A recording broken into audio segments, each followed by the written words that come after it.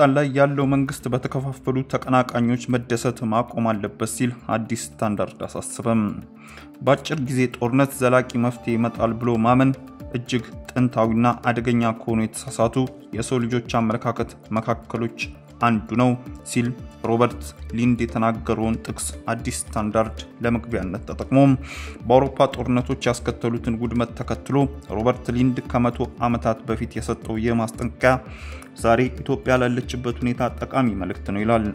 ሊንድ ጦርነት በአጭር ጊዜ ዘላቂ መፍትሄ ያመጣል የሚለውን የተሳሳተ አመለካከት አስመልክቶ የሰጠው ማስጠንቀቂያ የኃይል እርምጃ መውሰድና ተቃዋሚዎችን መከፋፈል የፖለቲካ ውዝግቦችን በፍጥነት ሊፈታ ይችላል ብለው የሚያምኑ መሪዎች በተደጋጋሚ ችላ የሚሉትን ልምድ ያሳያል።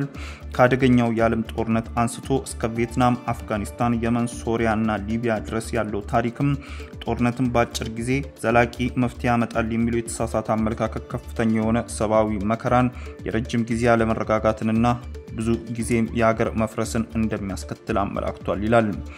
ኢትዮጵያ እየተስፋፋ ያሉ ወታደራዊ ግጭቶችን በፍጥነት የመፍታት ተስፋ እየመነመነ መጥቷል። የትኛውም ወገን ወሳኝ ድልን ሊጎናጸፍ ያልቻለበት ዑደት ተፈጥሯል ይላል። ገዢው ፓርቲ ብልጽግና በጦር ሜዳ ሆነም በሰላማዊ የፖለቲካ ትግል ውስጥ የታጣቂ ቡድኖችን መከፋፈልና የፖለቲካ ፓርቲዎችን መዳከም በማጠናከር ላይ ይገኛል። በተቃዋሚዎቹ መካከል ያለው ውስጣዊ ክፍፍሎችን እንደ ውስብስብ ችግሮች ከማየት ይልቅ ራሱን ለማጠናከር እንደ መሳሪያ አድርጎ መመልከትን መርጧል። ይህ እንጂ እንዲህ ያለው ስትራቴጂ የስልጣን ማጠናከሪያ ሊመስል ቢችልም የሀገሪቱ መሰረት ቀስ በቀስ እየተዳከመና ዘላቂ ሰላምን እንዳይሰፍን እያደረገ ይገኛል። ለረጅም ጊዜ ገዢው ፓርቲ በእውነተኛ ውይይት ሊፈቱ የሚችሉ አብዛኞቹ ግጭቶችን ለመፍታት የሄደበት መንገድ ከእውነት የሰላም ግንባታ ይልቅ በተፎካካሪዎች መካከል ያለውን ልዩነት በቸልተኝነት መጠቀም ላይ ያተኮረ ነው። ምንም እንኳን በኦሮሚያ ክልል የሚንቀሳቀሰው የኦሮሞ ነጻነት ሰራዊት የተሻለ አንድነትን በማሳየት በአመራር ደረጃ ለሁለት ዙር ድርድር ቢያደርግም የክልሉ መንግስት ከዋናው አመራር ጋር ለረጅም ጊዜ አለመግባባት ውስጥ ከነበረውና ከተገነጠለው ቡድን ጋር የሰላም ስምምነት መፈረሙን በይፋ ማወጅ ሆን ተብሎ ድርጅቱ እንዲዳከም ተደርጓል። በአማራ ክልል የተለያዩ የፋኖ ቡድኖች አንድ ለመሆን በተደጋጋሚ ያደረጉት ሙከራ እስካሁን ፍሬ አላፈራም። ይህም ለረጅም ጊዜ ገንዘብ ለሚደግፈው የዲጂታል መሳሪያ የፋኖ ቅቡልነትን ለማሳጣት ወርቃማ ድልን ፈጥሯል። በትግራይ ክልል በፕሪቶሪያ የሰላም ስምምነት የሁለት ዓመት የአውዳሚ ጦርነት ያስከተለውን ጉዳት ሙሉ በሙሉ ሳይፈታ የቆዩ ክፍተቶችን ለመፍታት እንደ መሳሪያ እያገለገለ ይገኛል።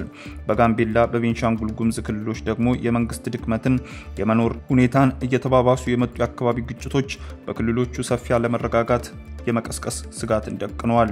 ገዢው ፓርቲ እነዚህን ግጭቶች መንስኤ የሆኑ ጉዳዮችን ከመፍታት ይልቅ ክስተቶቹን በመጠቀም ላይ ይገኛል።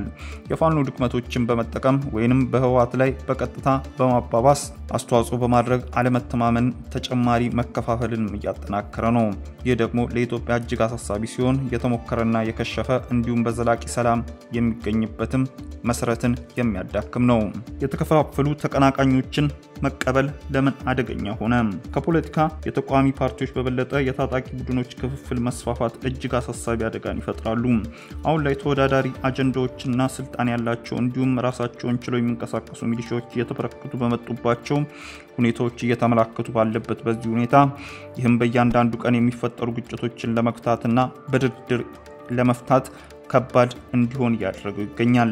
ይህ ደግሞ ስርዓት አልበኝነትን የአካባቢ ሁከትን ያባባሰ ከመሆኑም በላይ ቀድሞውኑ ደካማ የሆኑ የኢትዮጵያ የፖለቲካ ሁኔታ ወደ ቀጣይነት ያለውና በማንኛውም ጊዜ ከክልል ድንበሮች ባሻገር ሊስፋፋ ወደሚችል ቀውስ እየተቀየረ ይገኛል። በመላው ኢትዮጵያ እየጨመረ የመጣው የሰዎች እገታ፣ የቤዛ ክፍያን ተከትሎ የሚፈጸሙ ግድያዎችም የእነዚህ ውጤቶች ማሳያ ናቸው። ውጤታማ የሆነ የተኩስ ማቆም ስምምነት ቢደረግ እንኳን አሁን ላይ ያለው ሁኔታ ለተጠያቂነትና ለክትትል የሚረዱ ታማኝ ዘዴዎችን እያዳከመ ነው። በኢትዮጵያውያን ዘንድ የሰላም ዝግጅትም እና በመንግስት ተቋማት ያለው እምነት መሸርሸሩም ቀጥሏል። አሁንም ቢሆን ሊተገበር የሚችል የሰላም መንገድ ግን አለ። የኢትዮጵያ ተሞክሮ አሁንም ሰላምን ማስፈን የሚችል መንገድ እንዳለ ያሳያል። የፕሪቶሪያው ስምምነትና ከኦሮሞ ነጻነት ሰራዊት ጋር ሲደረጉ የነበሩ ድርድሮች ከታጠቁ ኃይሎች ጋር ውይይት ማድረግ እንደሚቻል አረጋግጧል። ነገር ግን ውጤት የሚገኘው ቀጣይነት ባለው መልኩ ከተካሄደና በጦር ሜዳ ላይ ወሳኝ ድል አገኛሉ የሚል የተሳሳተ ተስፋን ማስወገድ ሲቻል ነው።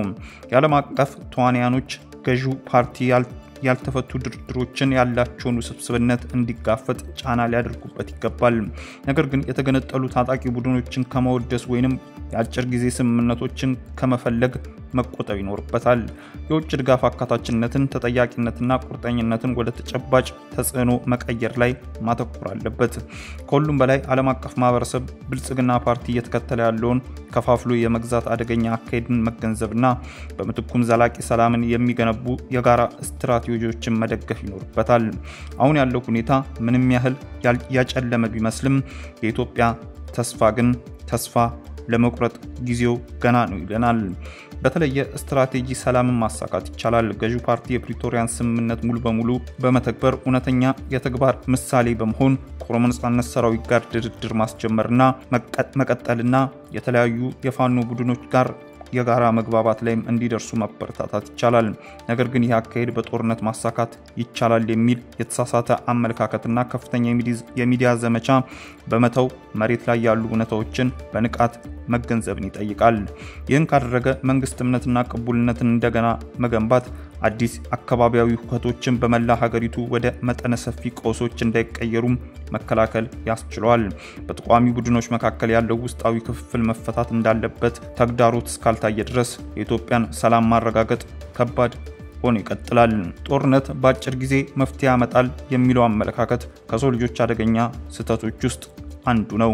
በዛሬው ኢትዮጵያ ያለ አመለካከት በጦር ሜዳ ብቻ ሳይሆን መከፋፈልን እንደ ድል የሚቆጥሩ የፕሮፓጋንዳ ንግግር ውስጥም ይስተጋባል።